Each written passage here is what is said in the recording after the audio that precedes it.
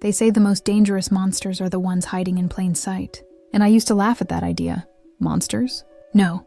Monsters lived in fairy tales. They hid under beds, in closets, in shadows you could banish with the flick of a light switch. They didn't wear press shirts and company ID badges. They didn't drink coffee from chipped mugs or hold the elevator door for you in the morning. But I was wrong. So very wrong. Because the monster in my life didn't lurk in darkness. He thrived in daylight. He smiled too easily, laughed too loudly, and carried himself like a man everyone wanted on their side. To the office, he was the golden boy. To me, he was poison. It began with glances. Too long, too sharp, like he was dissecting me with his eyes. At first, I told myself I was imagining it, that I was paranoid. But then came the comments. Always under his breath, pitched low so only I could hear. You look better when you smile. Bet no one else knows how much you like the attention. You should loosen up. People would like you more. Small things, insignificant if taken alone. But each one cut deeper than the last, until I could feel myself shrinking every time he walked into the room. Then came the touches. Light brushes on my shoulder, the small of my back, fingers lingering on my wrist just long enough to make me freeze. Subtle enough that if I pulled away, I looked rude. And the worst part? Everyone saw. And no one said a word. He's just being friendly. That's just how he is. You're overreacting. That was the refrain, the chorus that drowned me. But silence. Silence does strange things. At first it suffocates you. Then it sharpens you. And eventually, it hardens into something else entirely. Anger. And anger, when fed carefully, becomes a weapon. I stopped pretending not to notice. Instead, I started watching him. The way he moved, the way he spoke, the careless mistakes he made when he thought no one was paying attention. I saved messages. I replayed security footage. I kept records of every unwanted word, every unwanted touch, every smirk that told me he thought he'd never be caught. Piece by piece, I built a case, a puzzle only I could see the shape of. And then, I waited. It was a Tuesday when it happened. The office hummed with the same rhythms it always did. The faint whir of printers, the clacking of keyboards, the occasional fake laugh drifting from the break room. I sat at my desk, hands hovering above my keyboard, pretending to type. I already knew what was coming. The glass doors at the end of the corridor swung open with a force that shattered the monotony. Heavy footsteps echoed down the hallway, deliberate, unyielding. And then silence. He looked up from his desk, confusion flashing across his face as two officers entered. His laugh came first, loud, too loud. Is this some kind of prank? But the officers weren't laughing. One moved behind him, the other at his side. His voice rose, cracking. Hey, what is this? There's been a mistake. You can't just... The metallic snap of handcuffs cut him off. The sound cracked through the room like lightning. Gasps filled the air. Papers slipped from trembling hands. And me? I didn't move. I just watched his face go pale, watched the bravado crumble into panic, watched his eyes dart desperately across the room, searching for someone, anyone, to come to his rescue. But no one did, because I had made sure of that. Every document, every recording, every piece of proof, I had given it all to the right people. Anonymous, careful, untraceable. And now, as the officers dragged him toward the door, I felt it. Not relief. Not victory, not yet. Something colder. Satisfaction. He turned once, his eyes locking on mine. For a moment, I thought he knew. That he could see straight through me. His lips parted like he wanted to speak, but the officers shoved him forward. The doors slammed shut behind them. The room stayed frozen. My coworkers sat in stunned silence, their faces pale, their breaths uneven. No one knew what to say. No one even dared to whisper. And then came the announcement. Everyone, conference room now. The voice was clipped, firm, HR. We shuffled into the glass-walled room, one by one, as if walking into a courtroom where none of us knew our role. The blinds were drawn halfway, trapping us in dim light. At the head of the table sat the HR director, her hands clasped tightly, her smile stretched thin. I know this has been a difficult morning, she began, her voice rehearsed, but I want to assure you that the situation is being handled with the utmost seriousness. She spoke of safety, of respect, of support channels. Hollow words, words that meant nothing to me anymore, because if those words had ever meant anything, I wouldn't have been sitting there in the first place. Her voice droned on, but I was barely listening. My eyes scanned the faces around the table. Some looked confused, others terrified. A few wore expressions I couldn't quite place, something like guilt. And then it happened, a whisper. So soft I almost thought I imagined it. Not again. 2 words, escaping from the assistant manager, his voice cracking under the weight of them. But I heard. Oh, I heard. Not again. My blood ran cold. That meant I wasn't the first. My chest tightened, my breath shallow, as the world around me blurred. Suddenly, his arrest didn't feel like closure. It felt like a door creaking open, revealing something far darker than I had imagined. Because if I wasn't the first, how many others had there been? And how many had they buried in silence? The meeting dragged on, the words meaningless. My coworkers shifted uncomfortably, eyes darting, whispers slithering between them. But all I could hear were those 2 words. Not again. As I walked out of that room, past faces painted with fear and denial, one thought carved itself into my mind like stone. If there were others before me, then I had only just begun to uncover the truth. And maybe, just maybe, my revenge was only getting started. The words wouldn't leave my head. Not again. They echoed through me louder than the HR director's voice, louder than the scratching of pens against notepads, louder than the trembling breaths of my coworkers trapped inside that glass-walled tomb. They called a conference room. 2 words that changed everything. Not again. I hadn't been the first. And if I wasn't the first, then how many more had there been? The HR director's voice droned on like static. She talked about support channels, about ensuring workplace safety, about maintaining professionalism. But her hands betrayed her. Her knuckles were white against the table, nails digging into her own skin, like she was holding on to something heavier than her words could carry. And then her eyes. They flicked just for a second toward the assistant manager, who had whispered those damning words. His face was pale, his lips pressed tight, his gaze fixed on the table. It wasn't a random slip. It was knowledge, memory, guilt. The room felt smaller with every passing second. My coworkers avoided my gaze, their whispers quick and sharp, like they were afraid of what might happen if they were overheard. I clenched my fists beneath the table. My pulse was loud in my ears. They had known. They had known all along. The arrest wasn't justice, it was a performance. A cleanup act. An attempt to silence the noise before it spread too far. But it was too late. Because now I wasn't just a victim. I was a witness. A witness to something bigger. The HR director wrapped up her speech with a hollow smile. We encourage everyone to move forward as a team. Please remember, this is a private matter. Out of respect, do not discuss it outside this office. Respect, that word again. As if respect had anything to do with silence. As if respect had anything to do with burying truth. We filed out of the room slowly, like prisoners being released back into a cage. I could feel their eyes on me. Some curious, some sympathetic, others sharp with suspicion. No one spoke to me directly. But their silence said enough. At my desk, I stared at the computer screen without seeing it. My reflection in the black monitor looked like a stranger.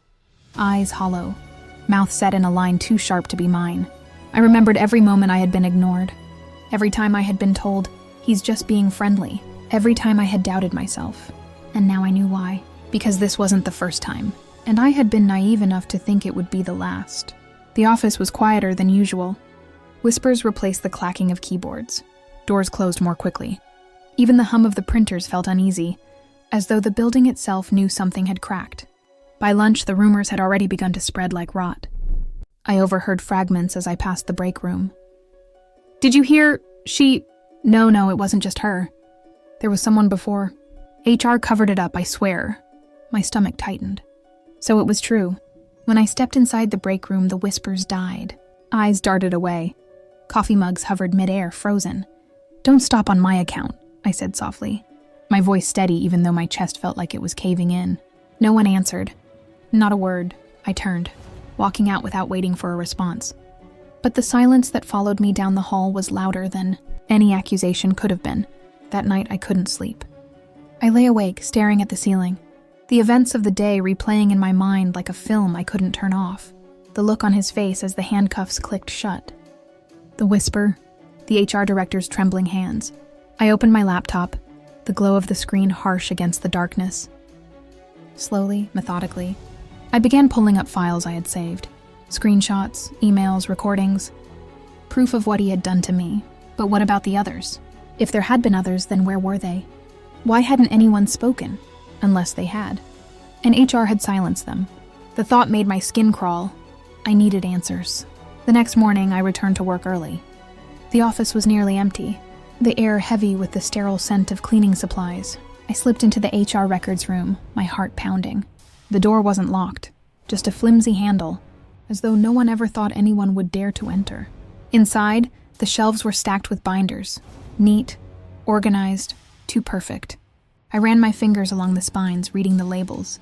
Employee conduct, performance reviews, complaints. That was the one. I pulled the binder free, setting it on the table. My hands shook as I flipped through the pages, and there it was. Not one, not two, several. Formal complaints, written in trembling words. Different names, different years. All against him. Each one marked the same way. Closed, resolved internally. Resolved. That was the word they used, but I knew what it really meant. Silenced. Buried. Forgotten. My vision blurred as anger surged through me. They had known. They had protected him. Again and again. And all the while, women like me had been left to suffer. My hands tightened on the pages until they crumpled. This wasn't negligence. This was complicity. I closed the binder slowly. My decision already made. If they thought they could bury this, they were wrong. This time the silence would break. I walked out of that records room with fire in my chest. My coworkers glanced up as I passed, their eyes following me with unease. They didn't know what I held in my hands, but they would. Because I wasn't going to stop at him. I was going to bring them all down. Every single one of them. And as I sat at my desk, staring at the blinking cursor on my computer screen, I opened a blank email and typed a single line. I know what you did. I didn't send it. Not yet. But just seeing the words there, sharp and unflinching, made something shift inside me. The silence was breaking, and the reckoning was coming. The words glowed on my screen like a threat. I know what you did. I hadn't sent it yet. But even unsent, it felt powerful, dangerous, like a weapon waiting to be drawn. My pulse hammered in my ears as I stared at it, fingers hovering over the keyboard. They thought they had silenced the past. They thought they had silenced me. But their silence had become my fire. The next days blurred into a haze of tension. HR walked the halls with tight smiles, whispering into phones. Coworkers avoided eye contact, conversations cutting off when I walked by. The office no longer hummed with routine. It throbbed with unease, like a building full of ghosts. And maybe that's what it was now, a graveyard of secrets. I couldn't shake the thought of the complaints I had read. The other women, their trembling words, buried in binders and stamped with resolved internally. Who were they? Where were they now? One night, unable to sleep, I started searching. Old employee rosters, LinkedIn profiles, whispers buried in forgotten forums. Slowly, painfully, the pattern emerged. Women who had left abruptly. Resignations that didn't make sense. Careers cut short. They had been here. They had spoken. And they had been erased. Every discovery made my chest burn hotter. I wasn't just fighting for myself anymore. I was fighting for all of them. I gathered everything. Complaints, my own records, proof of HR's cover-ups. I compiled it into a single file. And then with shaking hands, I sent it. Not to HR, not to management, to the press. The email left. My outbox at 2:14 a.m. I stared at the screen long after it had gone, my reflection hollow-eyed in the glow. There was no going back now. By morning, the storm had begun. It started as a whisper, an online article, barely noticed in the flood of news. But then it spread, shared, commented, picked up by larger outlets. By midday, the company name was trending. By the end of the week, it was everywhere. The headlines were brutal. Company ignored complaints for years. Victims silenced in workplace scandal. Culture of abuse exposed. And beneath the headlines were the stories. The women who had been forgotten were suddenly remembered. Some came forward, their voices raw, trembling but unbroken. Others stayed silent, but their names lived on in the records. The office transformed overnight. Reporters gathered outside. Executives hid behind locked doors. HR sent panicked emails filled with words like transparency and healing. But their voices trembled too much to be believed.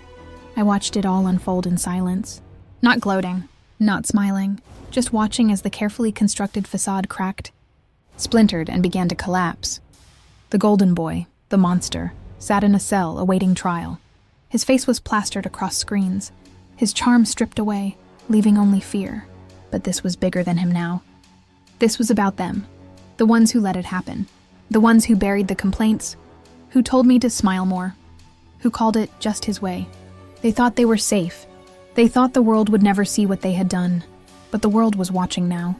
In the break room one morning, I overheard them. Managers' voices sharp with panic. We need a statement. This could bankrupt us. Who leaked it? Someone had to... Their voices dropped when I entered, but it didn't matter. I had already heard enough. I poured myself a cup of coffee slowly, deliberately, feeling their eyes on me. The silence was thick, suffocating. I didn't say a word. I didn't need to. Because they knew, and I knew they knew, the reckoning was here. Over the following weeks, resignations poured in. Executives stepped down. HR staff disappeared overnight. The company clung desperately to what remained. But it was like watching a ship sink, piece by piece into dark waters. And through it all, I remained. Not as a victim, not as a survivor, but as a witness. I walked the halls that had once suffocated me and felt the power shift. No longer did I shrink beneath their stares. No longer did I swallow my words. Now they avoided me. And in that avoidance, I found my revenge. The storm outside continued. Lawsuits piling, shareholders fleeing, the press relentless. My name was never mentioned in the articles. I had made sure of that. I was just a shadow, a whisper behind the reckoning. But every headline, every collapse, every resignation, it was mine. The night the HR director resigned, I stayed late. The office was empty, lights flickering, the air thick with the smell of dust and endings. I walked into the conference room where it had all started, the place where she told us to move on, to be silent, to respect what didn't deserve respect. I stood there in the dim light, remembering her trembling hands, her hollow words, and I whispered into the empty room, just loud enough for myself to hear. Not again. The words that had haunted me now tasted different, no longer heavy with dread, now sharp, final, because there would be no again. The silence had broken. The reckoning had come, and I had delivered it. This is Karma Unfolded, where every secret finds its reckoning. Don't forget to subscribe.